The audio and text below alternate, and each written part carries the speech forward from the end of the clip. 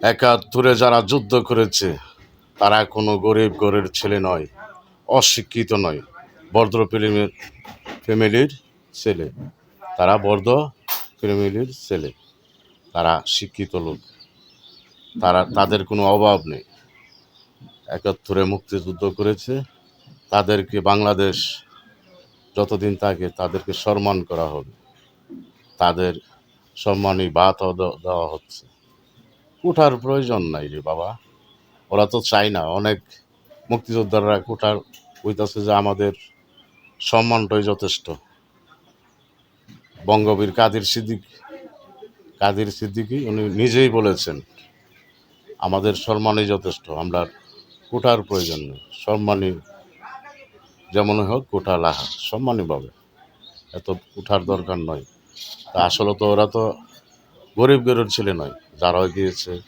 মনে করেন মেজর জিয়াউর রহমান পাকিস্তানের সেনাবাহিনী ছিল, সেনাপ্রধান।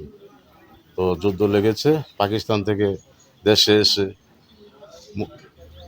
আমাদের বাংলা পূর্ব পাকিস্তানের ছেলেরা যুদ্ধবিদ্যার শিক্ষা দিয়েছে, নিজেও যুদ্ধ করেছে।